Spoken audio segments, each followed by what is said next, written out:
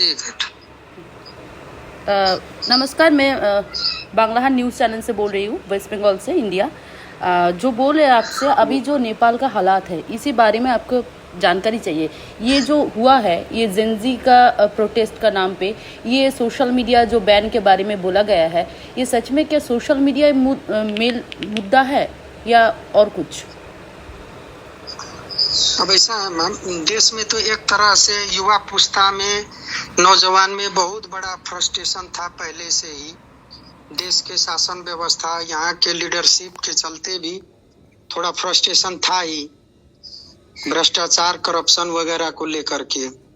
और उसी में जो है सो एकाएक जो है से नेपाल के सरकार जो तत्कालीन थे केपी शर्मा ओली जी, उनके नेतृत्व के सरकार द्वारा जो सोशल मीडिया को बैन किया गया, जिसका कि पहले ही सूचना जनता में प्रवाहित करना चाहिए था, लोगों को मैसेज दे करके लोगों से एक मनोभावनाएं लेनी थी, लेकिन वो सब बात नहीं समझ करके एक तरह से पूरे जो बैंड लगा दिया, उसका भी असर दिखा गया है। सोशल मीडिया लगायत का और भी जो बातें सब है वो सभी सामने आई, जिसके चलते ये विद्रोह हुआ है।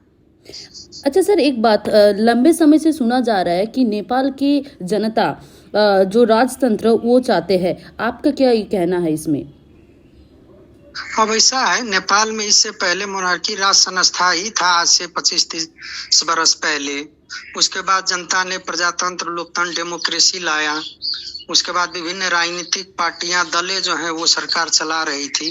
तो ऐसा नहीं है कि राजा के पक्ष में मत नहीं था, थोड़ा बहुत उनका भी आवाज उठ ही रहा था। एक दो ऐसे राजनीतिक पार्टियां भी हैं जो कि पार्लियामेंट में उनका भी उपस्थिति है, और वो लोग जो है सो राजा के पक्ष में भी बातचीत कर रहे थे। लेकिन अभी का जो ये जो माहौल हुआ है, इसमें कोई राजा का डिमांड नहीं है। अच्छा। इसमें खास करके जेएनजी के जो युवा लोग, खास करके उस समूह के युवा साथी लोग जितने भी बातें आगे बढ़ाई हैं, इन लोग का प्रमुख दो मुद्दा रहा है। एक करप्शन का, और दूसरा जो है सो यही सोशल मीडिया का बातें उन लोग से सामने आई है। अभी एक नया पीएम का नाम उठ रहा है बहुत, जो मेयर था उसके जो रैपर है बलेंद्र, उसका नाम बार बार उठ रहा है। तो इसी में आपका क्या राय है? आप भी चाहते हैं क्या? ऐसा है मैम, मान लीजिए बालिन शाह जी, हम लोग का नेपाल के जो राजधानी है काठमांडू, वहां से वो म्युनिसिपैलिटी में वो जो है सो मेयर में जीते हुए हैं, महानगर पालिका राजधानी नेपाल के। तो वो क्या है कि किसी भी राजनीतिक पार्टियां से नहीं जीती है, वो इंडिपेंडेंट स्वतंत्र चुनाव लड़े थे और जनता उनको भारी मतों से जिताया है। और एक वो युवा के आइकॉन है जो बढ़िया से शासन सत्ता संभाले हैं, वहां पर बढ़िया से संचालन कर रहे हैं। तो सभी युवाओं का क्या है कि उनके प्रति झुकाव है कि वो आदमी अगर लीडरशिप लेंगे तो बढ़िया कर सकते हैं। किसी भी राजनीतिक दल से उनका आबद्धता नहीं है, जिसके चलते उनके प्रति सभी का रुझान और लगाव और मन से भी आवाज उठ रहा है कि बालिन शाह बनना चाहिए बोल के। ऐसा आवाज सब तरफ से है। सर, एक चीज़, जो भ्रष्टाचार हर देश में होता है, हर देश में कम ज़्यादा ऐसा चलता है, लेकिन नेपाल सरकार के भ्रष्टाचार के आरोप कितने भयंकर है आपके हिसाब से? इसमें दो चीज हुआ है मैम। एक तो देखिए, लोकतंत्र में कहीं भी सबसे बड़ी दल और जो सेकेंड पार्टी है, जितने भी डेमोक्रेटिक देशें हैं उसमें दोनों दल मिलकर सरकार नहीं बनाते हैं। लेकिन पिछले समय यहाँ ये देखा गया कि नेपाल के जो सबसे पुराने राजनीतिक दल है, नेपाली कांग्रेस और नेकपा एमाले, यूएमएल हम लोग कम्युनिस्ट पार्टी बोलते हैं, ये दोनों पार्टियां मिल करके अभी संविधान संशोधन के नाम पे ये दोनों मिल करके सरकारें बनाई।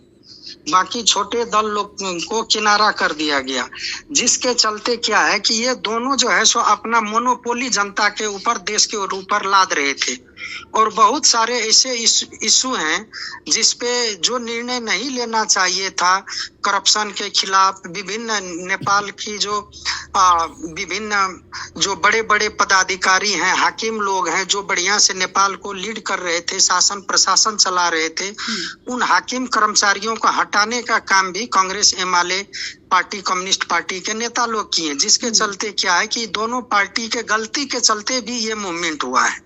आप तो बहुत दिनों से डायरेक्ट मंत्रित्व से जुड़े हुए हैं। नेपाल का जो हिंदू राष्ट्र का जो कहावत है जो है, इसमें आपका क्या राय है?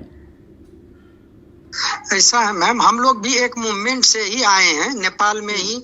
जो हम लोग का जो एक भौगोलिक स्थितियां थी, हम भी मधेश आंदोलन से ही जनता की सेवा में आए हैं। वैसे तो मेरा ज्यादा अनुभव नहीं रहा है शासन सत्ता का, लेकिन फिर भी हम भी मूवमेंट से ही जनता के बीच में स्थापित हुए हैं। तो जो बातें आपने उठाई है, हम लोग नेपाल में अधिकार और अपना मधेसी समुदाय जो एक कौम है उनके पहचान के लिए हम लोग मूवमेंट किए थे 2007, 8, 9 के तरफ, समझे। तो इसी के बीच में तभी से लेके अभी तक, जब से राजशाही की सत्ताएं गई हैं, तो यहाँ पर जैसे आपने राजा का बात बोले उसका भी बात है। जहाँ तक हिंदू राष्ट्र की बात है, जिस समय नेपाल में संविधान जारी भी हुआ तो हम लोग पूरा मूवमेंट में थे, आंदोलन में थे। उसमें हम लोगों का लगायत बहुत मधेसी, आदिवासी, जनजाति, इंडिजिनियस पीपुल जो हम लोग कहते हैं, उन लोगों का अधिकारों को नहीं समेटा गया। यहाँ पर जो नेपाल के जो रूलिंग कास्ट हैं, वो लोग अपने हक अधिकार को सिर्फ संविधान में ज्यादा सुनिश्चित किए हैं। तो जिसके चलते संविधान भी पूर्ण रूप से सभी नेपालियों को उसमें नहीं समेटा गया है, तो उसमें असंतुष्टि जनता का है ही है। जहाँ तक जो आप बोले हिंदू राष्ट्र वाला बात, हिंदुओं का मुद्दा, तो ये जो है सो इसके लेकर के नेपाल में कभी भी नेपाल धर्मनिरपेक्ष होना चाहिए, सेकुलरिज्म होना चाहिए बोल के बड़ा मूवमेंट नहीं हुआ था। किसी राजनीतिक पार्टियां भी उतना बड़ा मूवमेंट नहीं किया था। लेकिन फिर भी जिस समय संविधान जारी हो रहा था, उस समय के तत्कालीन नेतृत्व जो कांग्रेस, एमाले, माओवादी, रपरपाएं, जितने भी नेपाल की पार्टियां हैं, खास करके मधेशवादी दल, जिस दल में हम लोग प्रतिनिधित्व करते थे, उस समय जो मधेश आंदोलन हुआ था, तो हम लोग का सहमति नहीं था संविधान जारी होते समय में।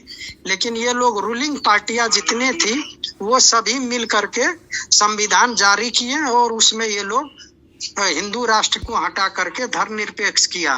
तो अभी के नेपाली जनता में ये भी एक मांगे हैं कि नेपाल सनातन हिंदू राष्ट्र होना चाहिए। उनके भी पक्ष में बहुत सारा अभिमत है। अच्छा सर, इस बार में इसी हालत में आप लोगों के इंडिया गवर्नमेंट का हस्तक्षेप चाह रहे हैं?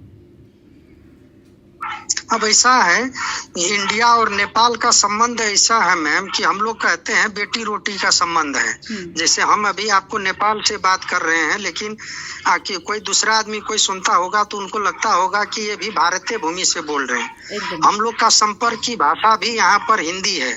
जैसे हम जयराम यादव मेरा नाम है, तो हम अपने नेपाल में ही अगर एक दूसरे यादव से, एक जिले से दूसरे जिले या कहीं नेपाल में बात करेंगे तो सभी यादवों की भाषा एक नहीं है। लेकिन क्या है, हम लोग की संपर्क की बीच की भाषा जो है सो हिंदी है। तो अब हिंदी बोलने के बाद ही हम लोग को नेपाल में क्या है कि भारतीय नागरिक का भी जोड़ करके भी यहाँ पर जो है सो समय समय पे थोड़ा यहाँ पर आरोप प्रत्यारोप किया जाता है। लेकिन वैसा है नहीं, क्योंकि नेपाल भी एक ये जो है सो बहुभाषिक देश है। तो इसलिए क्या है कि यहाँ पर सभी का ये है, और उसके के चलते जो है सो हम लोग यहाँ पर जो है सो अभी के दौर में सारा आदमी जो है, और ज्यादातर नेपाल में बहुसंख्यक मानने वाले सनातन हिंदू धर्म के ही लोग हैं। तो जहाँ तक भारत की रिश्ता रहा, यहाँ पर आदमी का बेटी रोटी का संबंध है, सभी युगों युग से रहा है। हम लोग का भी यहाँ पर कोई भारतीय लोग अगर मुक्ति चाहते हैं तो उनको नेपाल को पशुपतिनाथ और मुक्तिनाथ आना ही होगा। हम लोग को मुक्ति चाहिए तो बद्रीनाथ और केदारनाथ जाना ही होगा। और नेपाल का और भारत का संबंध तो खाली राजनीतिक संबंध नहीं है, ये सांस्कृतिक, धार्मिक, आर्थिक, राजनीतिक सभी किस्म का संबंध है। इस चीज को समझना चाहिए दो देशों के नेताओं को।